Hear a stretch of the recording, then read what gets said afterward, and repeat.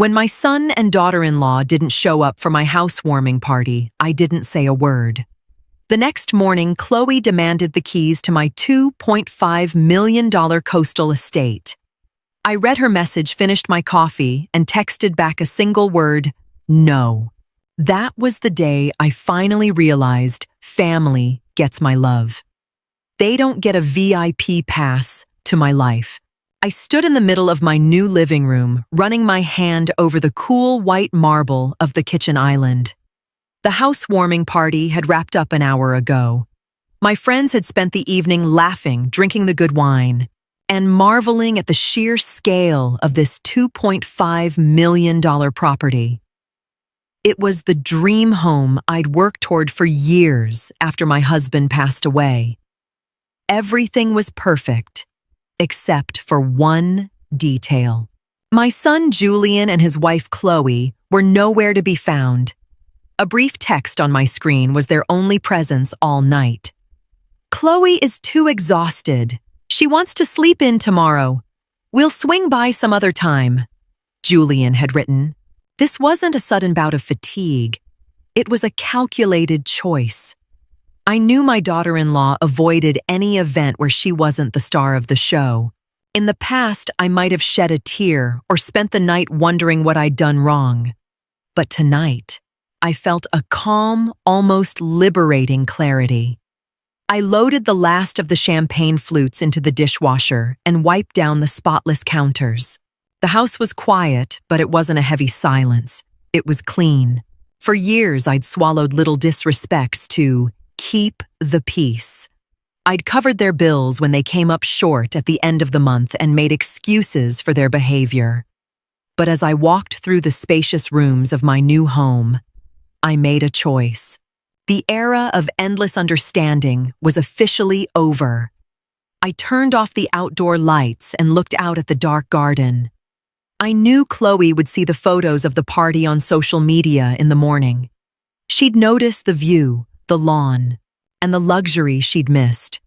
And I knew that her exhaustion would disappear very quickly. I went upstairs, set my phone on the nightstand, and closed my eyes. I was ready for tomorrow because the unwritten rules of this family had just changed forever. The next morning started with the smell of fresh coffee. I was sitting on the patio scrolling through the news when my phone buzzed. It was a text from Chloe. No, good morning. No apology for missing the night before. Just a short, demanding message. Saw the pictures. Nice place. Julian and I need a key this afternoon so we can come and go whenever. I took a sip of coffee and stared at the screen. Her tone wasn't a request. It was a directive. She didn't see this house as my new home. She saw it as an extension of her own life. A convenient getaway whenever the mood struck her. My pulse didn't even quicken. I didn't type out a long explanation. I didn't justify myself, and I didn't call Julian to complain. I replied with one word. No. 5 minutes later, the phone rang. It was Julian. His voice sounded nervous the way it always did when he was caught between his wife and me. Mom, Chloe's pretty upset about your text. Why won't you give us a key? We're family. I leaned back in my chair and looked out at the yard. Julian, you were both too tired to celebrate my new home yesterday. That's fine. But if you can't be bothered to visit, you don't need permanent access. He stammered something about a misunderstanding and how Chloe was actually really excited to see the place. I didn't interrupt him. I let him talk himself into a corner. When he finally went quiet, I said calmly, "It's my house, Julian. There are no spare keys. I'll see you guys when we set a specific time to hang out." I hung up before he could argue. I didn't feel a single sting of guilt. It was a simple boundary. If you don't respect my time and my space, you don't get the keys to the kingdom. I stood up and went back to my flower boxes. The sun was out, and the day was too beautiful to waste on pointless bickering. The line had been drawn, and it was crystal clear. 2 days passed in total peace. On Wednesday afternoon, I was in the kitchen prepping dinner when I heard the crunch of tires on the gravel driveway. A glance out the window confirmed it. Julian and Chloe were climbing out of their car. Chloe was carrying 2 large moving boxes. They hadn't called first. I dried my hands and went to the front door, but I didn't open it immediately. I watched through the side light as Chloe confidently reached for the handle and tried to turn it. It was locked. Irritated, she knocked loudly on the wood. I opened the door just a crack. "Hey, you two! What brings you by?" Chloe pushed forward, balancing the boxes. "We wanted to see the house, and I brought some stuff to put in the guest room. Our basement is totally packed." She tried to brush past me into the foyer, but I stood firmly in the doorway. My expression was pleasant, but my body was a wall. "Actually, today isn't a good time," I said evenly. "I have guests coming for dinner, and I'm right in the middle of getting things ready." Julian looked down at his shoes, embarrassed, but Chloe glared at me. "We're just here for a second to drop our stuff off. Which one is our room?" The word "our" hung heavy in the air. "There is no room for you here," I replied without a hint of anger. "This is my home, not a storage unit for your leftovers. You're more than welcome to take those boxes back with you." Chloe gasped. "You've got to be kidding. This house is huge, and you live here all by yourself." I looked her dead in the eye. "Correct. And I decide what happens with the space. Have a nice night, guys." I stepped back and shut the door. I heard muffled, angry voices from the porch, followed by the sound of car doors slamming. I went back to the kitchen, turned my music up a little louder, and went back to chopping vegetables. No drama, just the simple, powerful reality of a closed door. The next morning, I sat at my desk and pulled up my online banking. The encounter yesterday had finally opened my eyes. Chloe saw my property as a resource she was entitled to. It was time to cut the invisible strings that fueled that entitlement. For 3 years, I'd been quietly transferring a set amount to Julian's account every month. It started as rent assistance when Julian changed jobs, and they couldn't quite afford their upscale apartment in the city. Julian had been making a great salary again for a long time, but the automatic transfer just kept running. It was convenient for them, and out of motherly habit, I'd never questioned it. I pulled up my scheduled transfers. The amount was significant. It was essentially funding Chloe's expensive hobbies and their constant weekend getaways. They were living large because they knew my safety net was always there. I clicked Cancel Transfer. A confirmation window popped up. I didn't hesitate for a second. Confirm.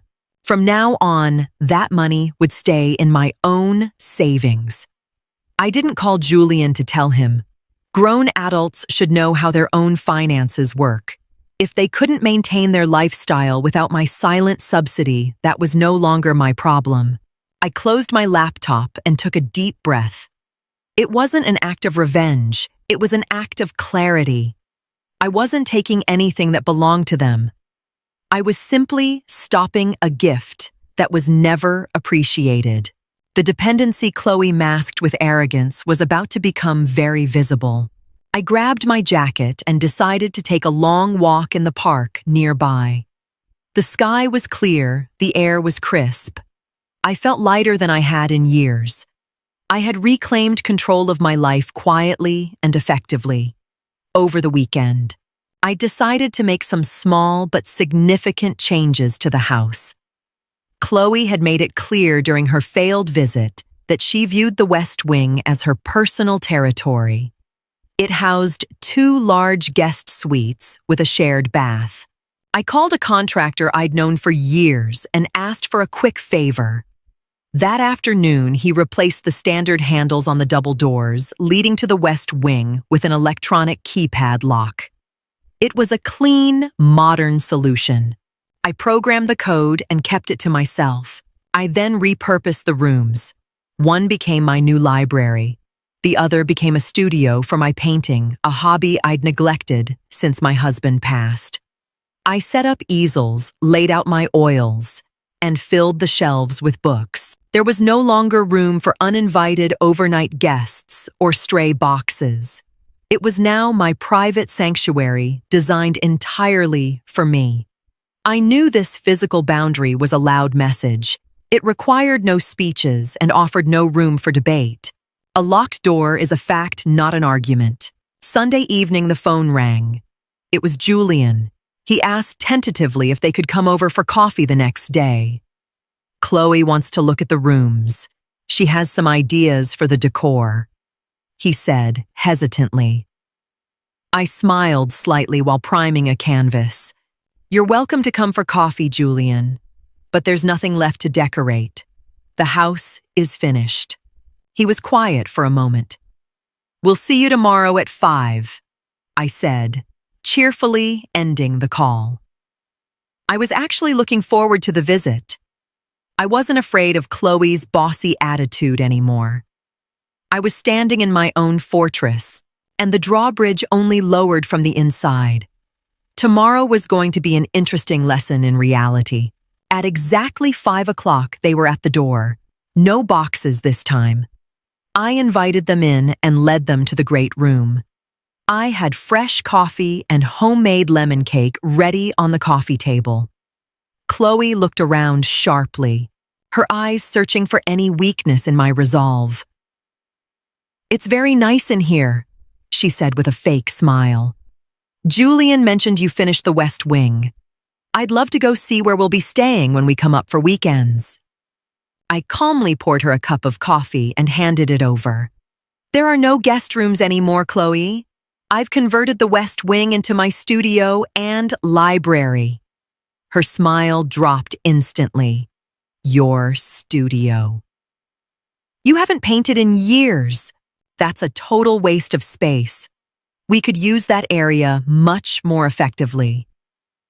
Julian shifted uncomfortably on the sofa.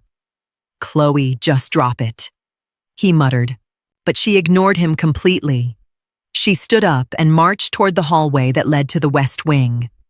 I'm going to go take a look, she called over her shoulder. I stayed right where I was, sipping my coffee. A few seconds later, I heard the metallic beep, beep, beep of the electronic lock followed by a frustrated groan. Chloe came back into the room, her face flushed. Did you seriously put a keypad on the door? She snapped. Yes, I replied simply. That's my private area. This is ridiculous. You're locking us out of your own house.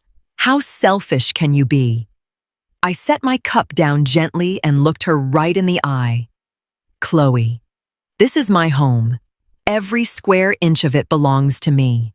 I don't have to share my property with anyone, especially people who couldn't even bother to show up to my housewarming, because sleeping in was more important. I didn't raise my voice, but my words were steel. Chloe stared at me speechless. She had expected a fight, a justification. Instead, she got an immovable truth. The first of the month arrived. I was sitting on the porch, enjoying breakfast and flipping through a gardening magazine. It was a peaceful morning until my phone started ringing incessantly around 10. Julian's name lit up the screen. I let it ring twice before picking up. Mom. His voice sounded panicked and rushed. We have a huge problem. My paycheck hit, but your transfer for our rent didn't show up. Did something go wrong with your bank? I smoothed a page in my magazine. No, Julian. The bank is fine. I canceled the transfer last week. There was a long, heavy silence on the other end. You could almost hear the weight of reality crashing down on him. Canceled. Why, Mom? The rent comes out tomorrow. Without that money, we're in the red. Chloe just ordered a new sectional yesterday because she thought... He trailed off. Because she thought I'd keep paying your bills while she treats me like an inconvenience, and my house, like her personal property, I finished for him. Julian, you're 30 years old. You're married and you have a good career. My financial help was meant to be a head start, not a lifetime salary for Chloe's shopping habits. But you can't just cut us off like that. We need that money. His desperation was real, but it didn't pull at my heartstrings the way it used to. I had learned the difference between love and being used. You need to learn to live within your means. That's just part of being an adult. If the sofa was more important than the rent, you'll have to cancel the order. I spoke with the calm authority of a mother, finally letting her son go. Mom, Chloe is going to flip out when she finds out.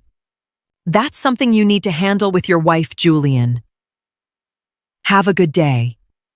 I hung up before he could offer another excuse. The cord was finally cut, and the consequences were now entirely in their hands. 3 days later, I was out in the garden pruning my roses. The sun was warm on my shoulders, and the manual labor felt good. Around noon, I noticed a white moving van slowing down on my street before pulling up to my wrought iron gate. It was Julian. Chloe was in the passenger seat. They both hopped out hurriedly. I put down my shears, but didn't walk to the gate. I stayed on the lawn. They came up to the bars. Chloe looked terrible, frazzled, and furious. "Open the gate," she yelled from the curb. "We need to get in. Our landlord gave us an eviction warning because the check bounced. We can't keep the apartment. We're moving in here temporarily." So that was the plan. No apology, no asking. Just a blunt attempt to force my hand by showing up with packed bags. They thought once they were inside, I wouldn't have the heart to kick them out. They knew the old mom, but they didn't know the woman standing in front of them now. I walked slowly toward the gate, but stopped a safe distance away on my own grass. "I'm sorry to hear about your housing situation," I said calmly. "But the gate stays closed. You aren't moving in here." Julian stepped forward, his face pale. "Mom, please, just for a few weeks, until we get the finances sorted. We already have the boxes in the van." I shook my head slowly. "No, my home is not a backup plan for your bad decisions. I've helped you enough. Now you have to take responsibility." I didn't feel angry, just incredibly firm. I had spent my life building, saving, and putting others first. I wasn't going to let them bring their financial and emotional chaos into my sanctuary. The line was drawn, and I wasn't giving up an inch. Chloe's face completely twisted. The mask of the cool, superior daughter-in-law shattered, revealing pure, unadulterated rage. She grabbed the bars of the gate with both hands and shook them. "You are a heartless woman," she screamed, her voice echoing down the quiet street. "You sit here in your giant palace and let your own son sleep on the street. You're selfish and cold." Julian stood there paralyzed. He looked back and forth between his screaming wife and his quiet mother. I stepped a bit closer, my eyes fixed on Julian, not Chloe. "Julian." I said, my voice low but carrying. "Look at who is screaming and who has lost control. You aren't homeless. You just have to learn to live within your budget. Go home, sell the sofa, and talk to your landlord." Chloe slammed her hand against the metal. "I will never forgive you for this. You've destroyed this family." I gave a small, sad smile. "No, Chloe. I just stopped bankrolling it." "There's a big difference." I turned around and walked back to my roses. I could hear Chloe continuing to rant and cry, but I didn't look back. After a few minutes, I heard the engine start. The van did a noisy U-turn and sped away. I breathed in the scent of the flowers. There was no guilt gnawing at me. I knew this moment had been inevitable. If I had opened that gate, they would have trampled my boundaries forever. They would have moved in, disrupted my peace. and treated the house like their own. A short, painful cut was better than a long, slow bleed of my nerves and my savings. I picked up the shears and clipped a dead branch. The garden needed tending, but it didn't need weeds. My life was entirely my own again. Weeks went by, and autumn painted my garden in shades of gold and crimson. The days were quiet, structured, and fulfilling. I heard through the grapevine that Julian and Chloe had to give up their luxury apartment. They moved into a much smaller, more affordable place on the outskirts of town. It was the reality my money had shielded them from for years. Julian called me on a Sunday. His voice sounded tired, but somehow more mature than before. He didn't apologize for his wife's behavior directly, but he asked if he could come over for coffee alone. I agreed. We sat on the patio, wrapped in blankets, drinking tea. He talked about the new apartment, the budget cuts, and how he finally had a handle on where his money was actually going. I listened, but I didn't offer advice, and I certainly didn't offer money. Our relationship had shifted. The unspoken expectation was gone, replaced by a cautious new kind of respect. When he left, he gave me a long, tight hug. It felt more honest than any of the fleeting embraces we'd shared in years. I locked the front door and walked through my quiet, beautiful home. I hadn't needed lawyers, I hadn't made threats, and I hadn't engaged in screaming matches. I had simply recognized the value of my own boundaries and defended them with quiet, consistent action. My home was no longer a refuge for the entitled. It was a place of peace. I went into my studio in the West Wing, flipped on the warm lights, and stood before my easel. The colors on the palette were vibrant. I wasn't the silent ATM in the background anymore. I was the architect of my own life. And that life was exactly what I'd always wanted: clear, independent, and completely my own.